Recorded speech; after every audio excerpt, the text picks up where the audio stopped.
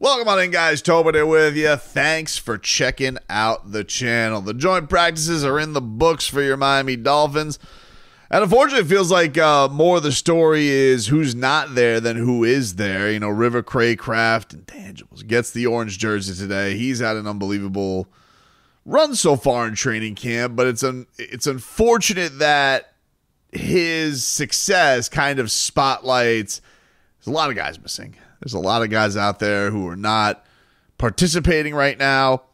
Nothing seems like it's too much of a concern, right? Like there's nothing that seems like it's a huge one, but we haven't seen Odell Beckham yet, and I don't know when that stops. I don't know when the answer is to it because, you know, Mike McDaniel is allergic to timelines, so you don't really get a lot of insight as to when do you think OBJ will come in, and you'll get some kind of, you know, chemistry flowing. Although I know Tua said last week, he said that Odell, one of the guys he hangs out with, honestly, the most off the field, really likes him as a person.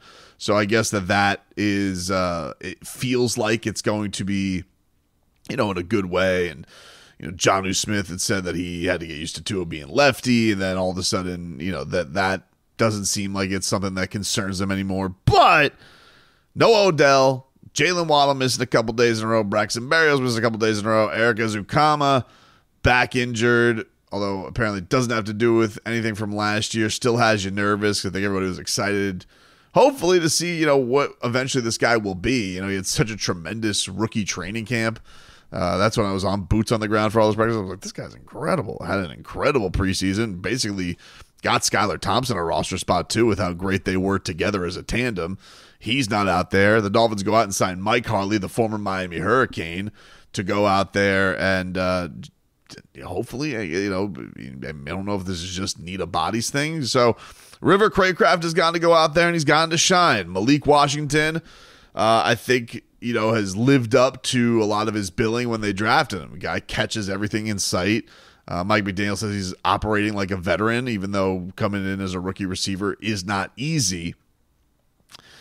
But, man, I think that, you know, seeing this flying offense, there's still great plays, and I think it's been distracted because, you know, Tyreek Hill's going out there. He's still catching bomb skis. Jalen Waddle has had a great practice up until this little banged-up point. But you don't want to feel a little Joe Philbin queasy, but you're just like, all right. Because there's so much time left, right? Like, there's just so much time.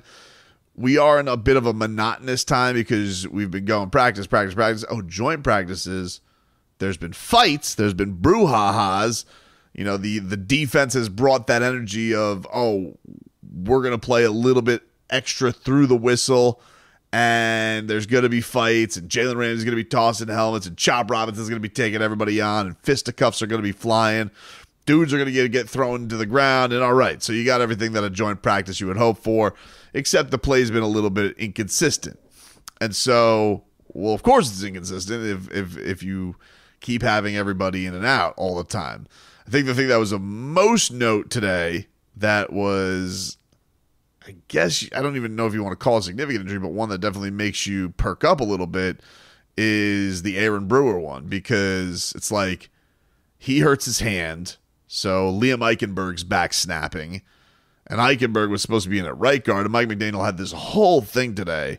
He ended his press conference, he was asked about Liam Eichenberg. It was like a 4-minute answer, which I'm like, when you talk that much about one person, you're really, I feel like, trying to convince the room.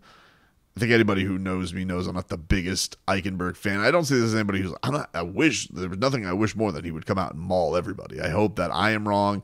I hope that he goes out there and has the revitalization of a career and that he's not looked upon as just a guy who they drafted way too high and they just keep moving to a position. But this was it was funny that Mike McDaniel, and ironic that Mike McDaniel goes out there and he says, well, the thing you love about Eichenberg is he's finally getting the opportunity to stick at one position, right guard, and sure as bleep, you know, that day Brewer gets hurt and he has to go back to snapping, which is where he was all of the OTAs because he was snapping because Brewer wasn't operating for the Miami Dolphins. Tough also not to feel a little bit squeamish about the offensive line.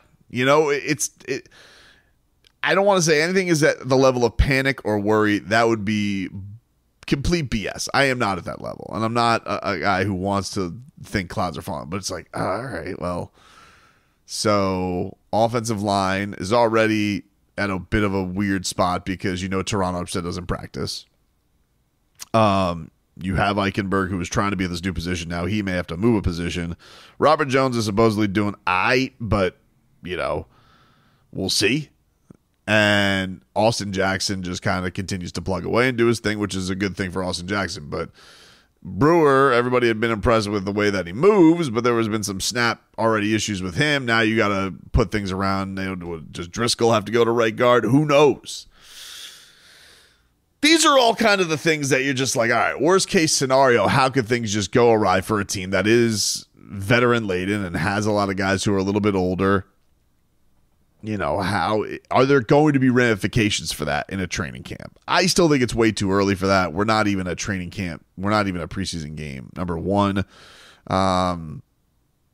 if this gets to the point where the dress rehearsal game comes and still nobody's back, then all right, then we can start worrying about it. But it is one of these things where you're just like, because a lot of them are names that are familiar with the injury bug. Like Jalen Waddle was banged up a little bit last year in camp.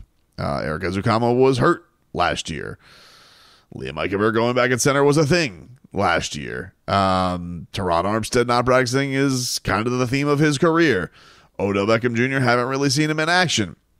And then the other one that came of note today was Jordan Poyer, who had a great start to camp, but then he's missed the last 6 practices. And you have his wife coming out today on Twitter revealing, because nobody's seen him, and this was Rachel Bush is her name, and she was commenting on an Omar Kelly tweet, which I didn't think was I didn't think it warranted having to put this out there, but she's putting it out there. Because all Omar said was Jordan Poyer has missed 6 straight practices. Couldn't tell you the last time I physically saw him. That's concerning, which I would agree. If you haven't seen him, if they're out there boots on the ground, usually guys are out in shorts or whatever, working on the side. He's just not there. Weird. And he's also been banged up the last couple of years. He's old. So she posts, says, it's his thumb, SMH, not concerning at all. All-pro player going hard and showing that in practice. So, of course, that's bound to happen. All right.